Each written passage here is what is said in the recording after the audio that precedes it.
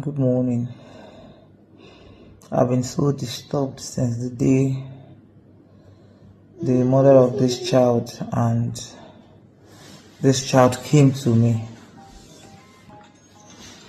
I've been so disturbed, honestly speaking. I want to appeal to everyone. I actually have my issues with Chris, which is really making me very upset. I could have just said, oh, let me say everything I wanted to say about him and all that. But since the day the mother of this child reached out to me, and I'm not particular about her relationship with Chris, no. My focus is the child and the abandonment. As a matter of fact, he left to me. I didn't want her to come out on social media. I tried to hold it down. The first day she came, I had to reach out to Chris Okafor's friend, to see how best they could resolve this indoors because of the child.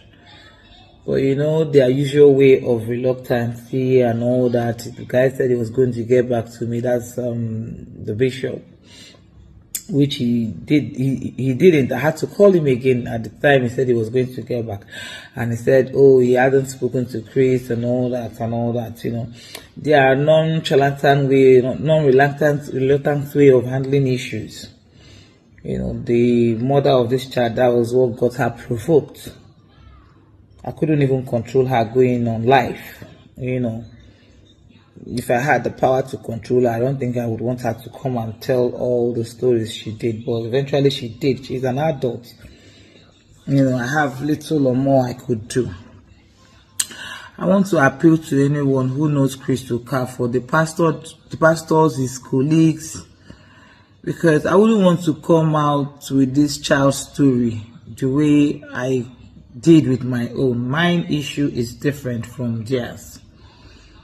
Anybody who knows Chris, to kindly go and tell Chris to, at least for evidence sake, he should at least redo a DNA so he can take up his responsibility on this child.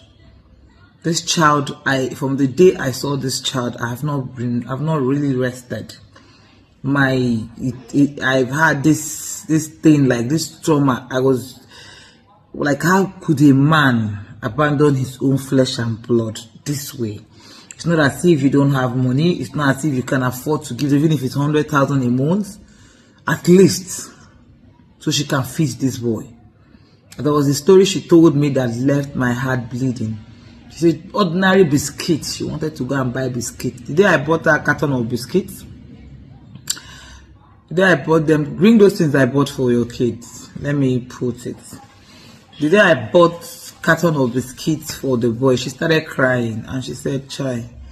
She said, boys, look at the biscuit that one auntie used to use and insult us. And I said, why did you say that? She said, one time she didn't have money and the son was hungry. She had to go to that shop to go and ask the woman to give, even if it's one biscuit for the boy to eat. In fact, this story left me shattered. I had to go and pack. She went to go and ask the woman for the biscuits. And the woman poured it out here. And the woman insulted her. The woman gave her the biscuits, one biscuit eventually. These are the things that I had to pack for the boy. So she leave with them. Just open the other one. These are the things I had to, after telling me that story, these are the things I had to go and pack for the boy. You can see the carton of biscuits. Because of that biscuit, I had to buy the carton. I had to buy the carton. So when she told me that story, she said the woman, just because of one biscuit like this, the woman insulted her. One biscuit, how much is this biscuit? One, maybe like 50 or 100 naira. This girl could not afford it. She had to go and beg for her son to eat. Please, I want to beg anybody who is very close to Chris Okafor. At this point, I'm even shielding my sword.